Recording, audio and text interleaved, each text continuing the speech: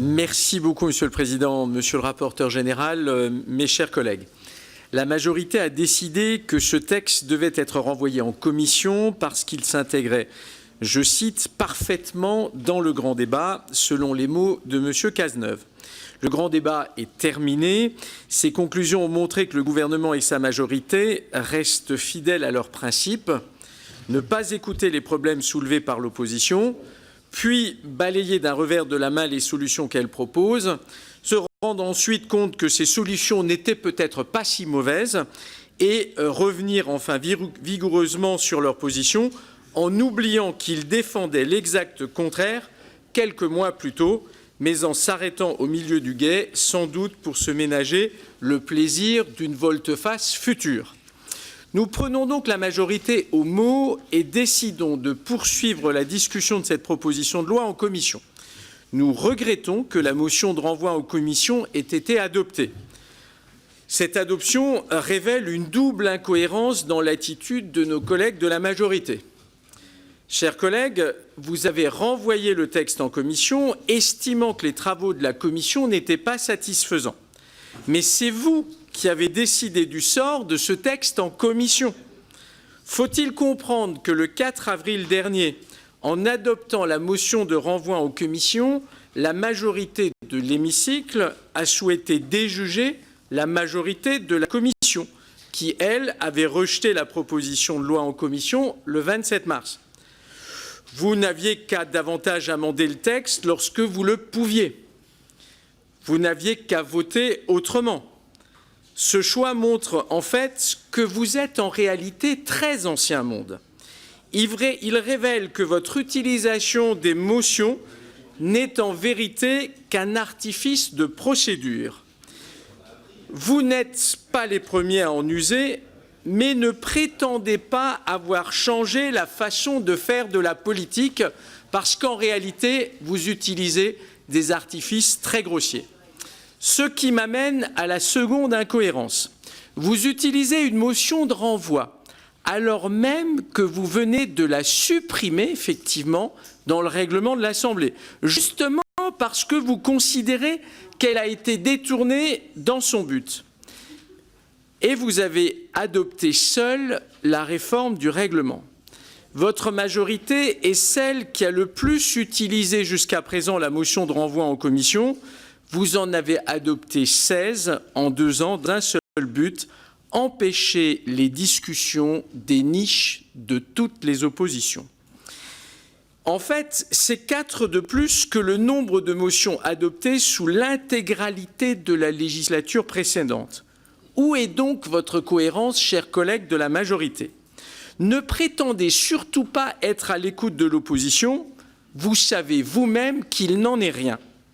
Nous voilà donc contraints à cet exercice voulu par la majorité, dont acte.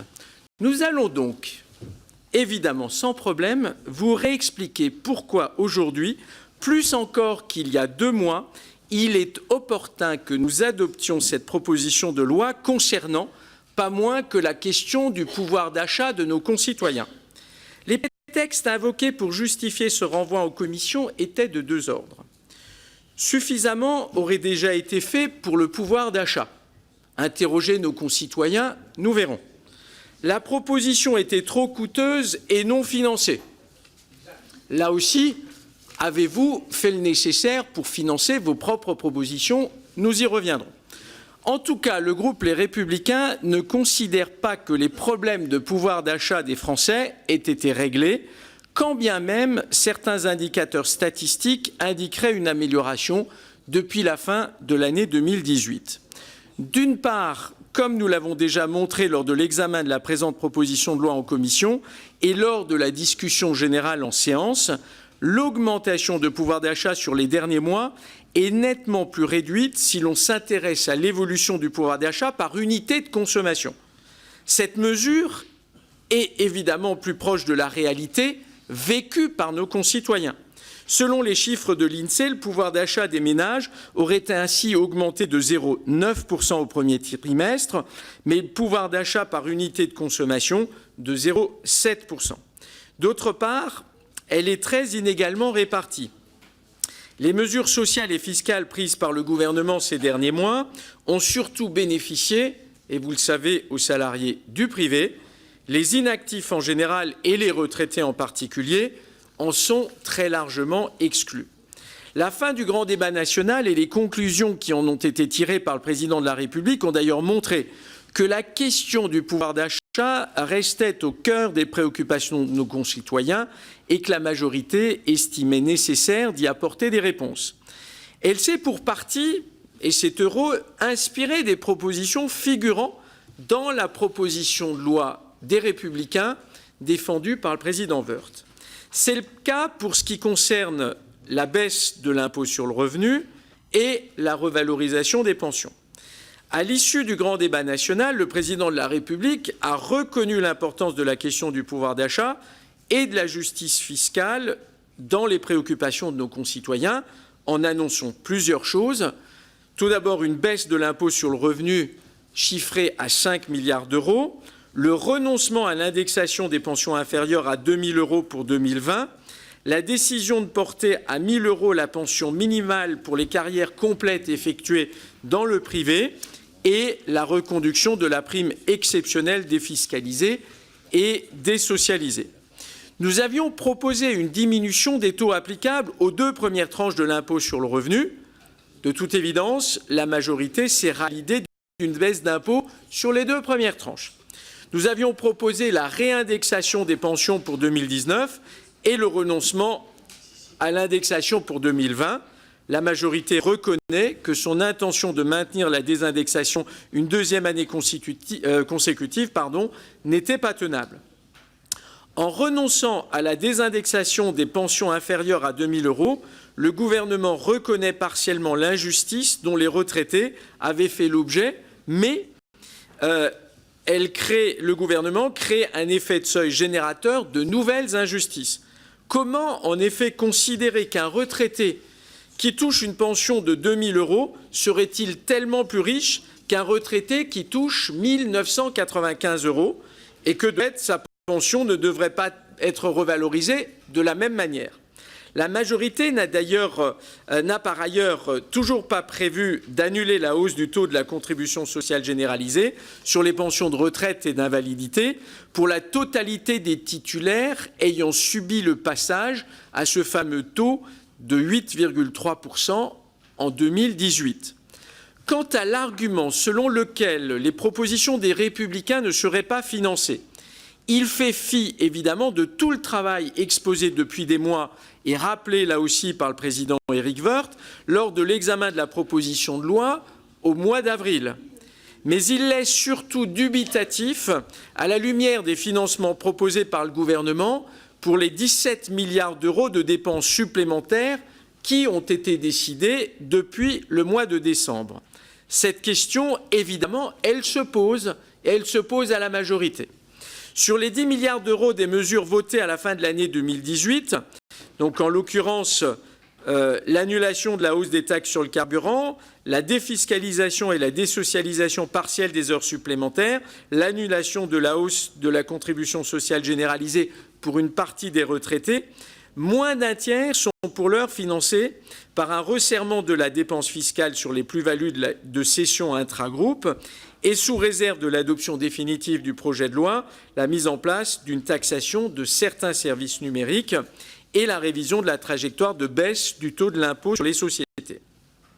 Les économies en gestion de 1,5 milliard d'euros annoncées pour porter les financements à 4 milliards d'euros sur 10 restent pour l'instant aussi virtuelles que mystérieuses. Les mesures supplémentaires annoncées par le président de la République à la suite du grand débat national, et sans doute y en aura-t-il cet après-midi avec l'intervention du Premier ministre, elles ne font l'objet pour l'instant d'aucun financement précis. Le gouvernement évoque pêle-mêle des économies sur la dépense publique nettement moins documentées que celles des Républicains, la révision de certaines niches fiscales, mais les seules précisions portent sur celles qui ne seront pas réduites, comme le crédit d'impôt recherche, une évolution non précisée de la durée du travail, ce qui rejoint nos propositions sur la nécessité d'augmenter la quantité d'heures travaillées et des suppressions d'organismes publics inutiles. Là encore, on ne sait pas lesquels, et le gouvernement n'a donné aucune précision en la matière. Les critiques de la majorité sur le financement de nos mesures sont donc particulièrement malvenues. Pour ce qui concerne l'impôt sur le revenu, nous assumons pleinement de proposer une baisse du taux de l'impôt sur le revenu qui profite à l'ensemble des contribuables de cet impôt et en particulier à ceux qui ont subi de plein fouet les augmentations réalisées au cours des dernières années. Si vous souhaitiez limiter cette augmentation, vous auriez pu proposer des amendements pour discuter des modalités de la baisse d'impôt et de son ciblage. Vous ne l'avez point fait. Le débat ne se fait pas seulement entre le gouvernement et sa majorité. Dans un régime parlementaire, il doit se faire aussi au sein des assemblées, faute de quoi nous risquerions de dévoyer l'esprit même de nos institutions. C'est pourquoi je proposerai un amendement de repli qui tend justement à traduire en actes l'engagement du président de la République de baisser l'impôt sur le revenu de 5 milliards d'euros. Et d'ailleurs, cet amendement est évidemment soutenu aussi par notre groupe. Nous assumons également d'augmenter le plafond de l'avantage du quotient familial. Ce n'est d'ailleurs pas un avantage, mais une modalité de calcul de l'impôt. Nous revenons sur une baisse injuste de ce plafond. Nous le répétons, le quotient familial est un instrument de redistribution de la politique familiale, donc un instrument de redistribution horizontale. Il est intrinsèquement lié au calcul de l'impôt. Il est un paramètre destiné à compenser le barème progressif applicable à la totalité des revenus du foyer. Des revenus égaux ne font pas vivre le même nombre de personnes selon la composition du foyer. Il est donc normal d'introduire un élément de distribution horizontale à ce stade pour prendre en compte, cette fois-ci, la composition du foyer. Nous ne faisons d'ailleurs que revenir à la situation antérieure à 2012. Enfin, d'autres éléments qui dépendent moins directement de la décision du gouvernement vont à nouveau altérer le niveau de vie des classes moyennes et modestes et par voie de conséquence leur pouvoir d'achat. Je pense à la remontée des prix des carburants et à la forte hausse des tarifs réglementés de l'électricité depuis le 1er juin de cette année. Le gouvernement aurait tort de rester indifférent à ces hausses alors que la hausse des prix de l'énergie a été, nous le savons tous, l'élément déclencheur du mouvement des Gilets jaunes. Mes chers collègues, pour finir, je confirme l'invitation que le président Woerth vous a adressée la dernière fois. Vous n'êtes pas obligé d'être d'accord avec toutes ces mesures. J'espère en tout cas que cette fois-ci, vous en accepterez quelques-unes, du moins celles que le gouvernement souhaite par ailleurs accepter. Sans cela, cela se réduirait à une simple vision d'ostracisme à l'égard des oppositions. Montrez pour une fois que vous êtes véritablement constructif et que vous n'êtes pas dans l'obstruction systématique. Je vous remercie. Ce que je vous propose avant de débuter la discussion, c'est comme il n'y a qu'un seul amendement qui vient amender ce texte, c'est que Patrick Hetzel présente l'amendement et que la discussion ait lieu sur le texte et l'amendement et qu'on ne fasse pas deux discussions de suite. Monsieur le rapporteur, vous pouvez nous présenter